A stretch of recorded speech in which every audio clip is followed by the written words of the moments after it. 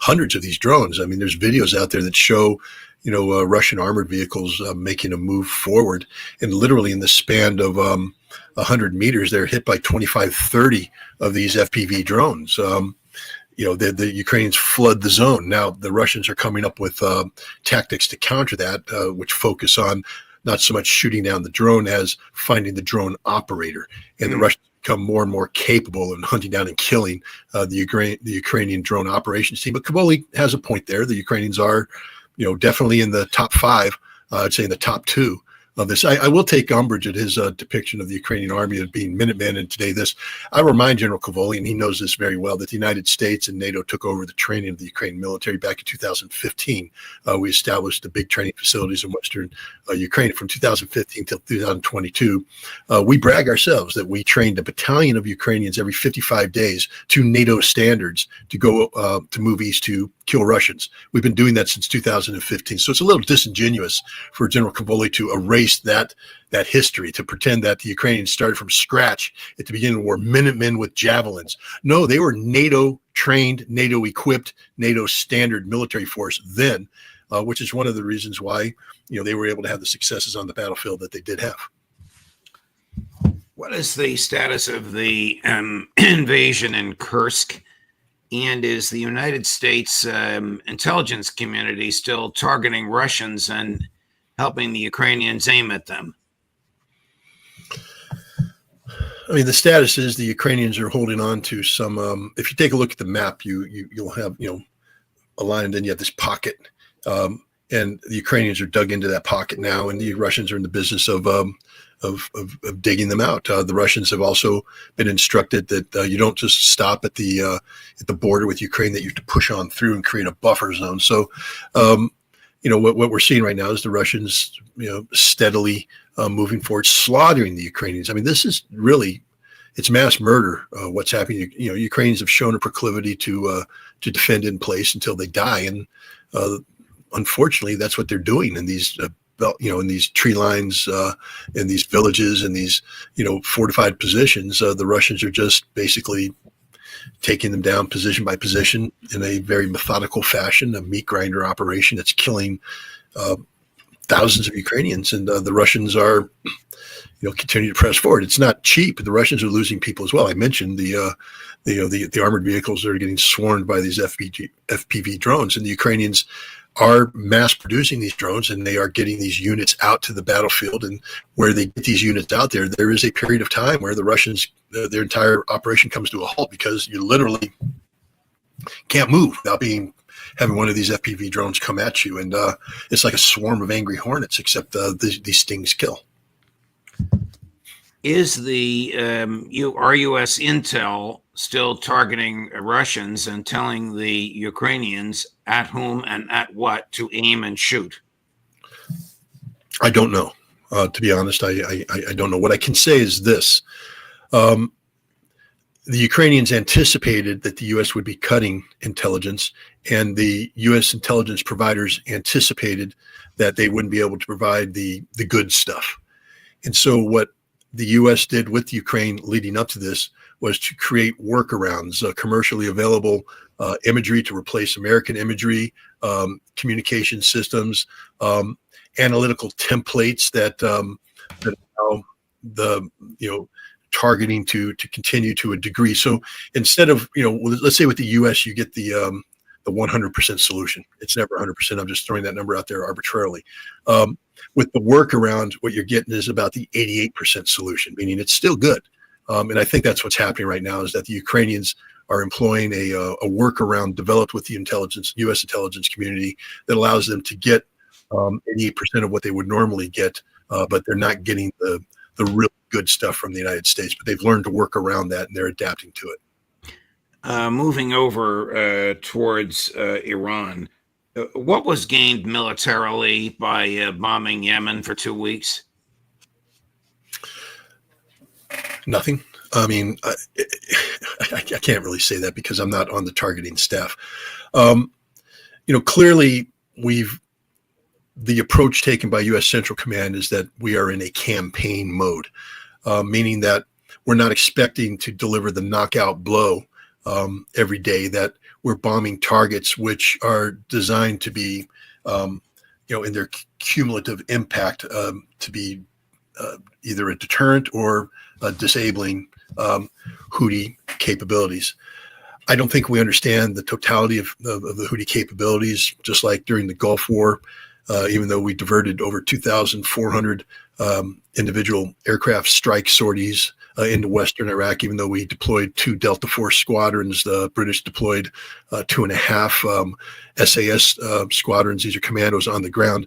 Not a single launcher was destroyed. Not a single missile was destroyed because we never understood what the Iraqis were doing. I would say that we have a similar lack of clarity about the Houthi, and what backs me up is that the Houthi continue to launch, that what we're doing is not having a debilitating impact on their ability to launch. And so I think we're at the stage in the game where CENTCOM needs to reevaluate what they're doing. We're running out of precision-guided munitions. We're expending a whole bunch of munitions, by some counts over $1 billion worth. These are hard to produce. We're expending them quicker than we're replacing them. And more importantly, we're expanding them against a target set that, in the grand scheme of things, shouldn't be absorbing this much precision-guided munitions.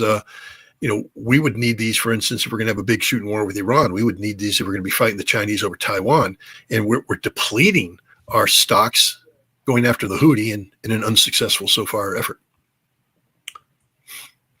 Both Prime Minister Netanyahu and President Trump have some self-inflicted domestic wounds. Netanyahu's a criminal, Trump's are economic. I'm wondering if, I'm going to use the favorite line of our mutual friend Gerald Celente, when all else fails, they take you to war. I wonder if, as we are taping this segment and as it's airing live, while Prime Minister Netanyahu and President Trump are meeting in the Oval Office, if they're not planning and plotting a war on Iran. How imminent do you believe a war on Iran, Israel plus the U.S. against Iran, is? Well, there's no doubt in my mind that the Israelis are going to make a very forceful case for accelerating a military strike against Iran, if for no other reason to provide domestic political diversion to the trials and tribulations of Benjamin Netanyahu. But the fact is, the United States isn't looking for a fight with Iran, and we see the evidence accumulating, on a daily basis. The Trump administration has said up front that it's not looking for, a broader conflict in the Middle East. Now, let's for a moment hold our nose at the Houthi issue and also hold our nose over what's going on in Gaza. The big war would be the war with Iran. This would make the other two pale in comparison. Trump, although having said that, said that the Iranians have to make some changes. He talks about the maximum pressure campaign to get Iran to yield, not just on the issue of nuclear capabilities, but also on ballistic missiles and support to the Houthi, support to other regional actors. And then he sent a very aggressive letter to the Iranian leadership that was rejected by the Iranians. Now, there's a couple ways to look at this. One, this is just ham-fisted diplomacy. Two, it's a very clever move because I think Trump realizes that direct negotiations between the United States and Iran are impossible. Trump likes to be in control of negotiations, and the Iranians are just not going to allow him to take control and to dictate, the pace, the content, and the outcome. But Trump also realizes that void of negotiations, there will be a war that he doesn't want to fight. And so what he did is he opened the door for, what they call third-party negotiations. And the Iranians turned around and said, we're open to that. We're ready to meet with, third parties, but not the United States. We won't meet with the United States directly until which time the United States softens its tune. But the United States isn't going to soften its tune until there's a deal to be made. And Trump further opened the door by saying, all I'm interested in is the nuclear. You resolve the nuclear issue, and we can talk about lifting sanctions and getting Iran back into, the family of nations. And what has happened? This week, Russia and China are going to be meeting with the Iranians to talk about the nuclear issue. Furthermore, the Director General of the IAEA, Rafael Grossi, is going to be going to Iran to talk about the nuclear issue. The negotiations that Trump says had to happen to, satisfy the United States are taking place, but they're being done through third parties, through Russia, through China, through the IAEA. I think we're actually on a path towards conflict avoidance, as opposed to simply being the rubber stamp for further Israeli aggression. Are you saying that Donald will tell Bibi, no, we're not going to help you attack Iran? Well, he's told him that before, straight up, and that's the official policy of the United States. It's been that during the previous Trump administration. It's that during the Biden administration, and we're not here to go to war for Israel. The Houthi conflict, even though technically it's about Israel, because it could be solved in Israel, it's about international shipping. The justification for what we're doing against the Houthi can be separated from the Israeli context. But with Iran, we have told the Israelis over and over and over again that we're not going to facilitate your attack against Israel, against Iran. That if you want to bomb them, you're on your own. But the Israelis know that they can't succeed without American involvement. And Trump has said, we're not doing that unless there's a reason. And that reason has been articulated now as Iran being a nuclear weapons threshold state. And if Iran doesn't resolve that issue, if Iran refuses to cooperate to find a way to get rid of its 60% enriched uranium and the advanced centrifuges that can turn that into fissile material sufficient for 3 to 5 bombs within a period of weeks. Not my assessment. It is my assessment, but these are statements made by senior Iranian officials. I mean, the Iranians have dug their own grave here by committing to being a nuclear weapons threshold state. That's unacceptable, both in terms of the letter and the law of the Nuclear Nonproliferation Treaty, but also what did the American intelligence assessment recently say about Iran and nuclear weapons? That they haven't been working on one since 2007?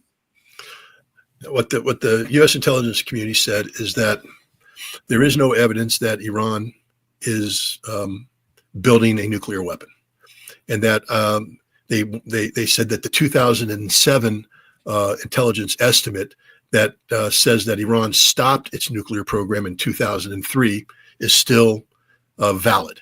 That means that if whatever we thought we identified in 2003 as being an organized effort to build a nuclear weapon, that was dismantled and it hasn't been brought back together again. That's the assessment. The other part of the assessment is that the Iranian leadership has made a political decision not to have a nuclear weapon. Both these statements are true. What I'm saying, and which is also true, is that Iran is a nuclear threshold state, because there are things that you can do within the framework of the NPT that take you right up to the cusp of being a nuclear weapons state without being in violation of the Nuclear Nonproliferation Treaty. For instance, the accumulation of 60% enriched uranium, which is one enrichment cycle away from being weapons-grade uranium, is not prohibited under the NPT. But Iran has no viable justification under its identified peaceful nuclear energy program for the existence of 60% enriched uranium. There's no reason for it to exist other than being one step away from weapons grade, which the Iranians say we're doing for its deterrent value. That means that Iran is admitting that it has it here because if need be, they can convert it into weapons grade uranium. That's unacceptable. That's not something that the NPT can tolerate. The United States won't tolerate it. Israel won't tolerate it. But I believe Trump is looking for a negotiated way out of this mess. And the important thing is Iran seems to be looking for one as well. Didn't President Trump also demand that Iran get rid of or dismantle certain long-range missiles? He did, but then he softened it. This is what I was saying, that one of the indicators that Trump seems to be looking for a viable negotiated settlement is that he has backed off of every demand save the nuclear. He recently made a statement at a press conference where he said, "No, all we're looking for is the nuclear." Well, if all they're looking for is the nuclear, it shouldn't be a problem.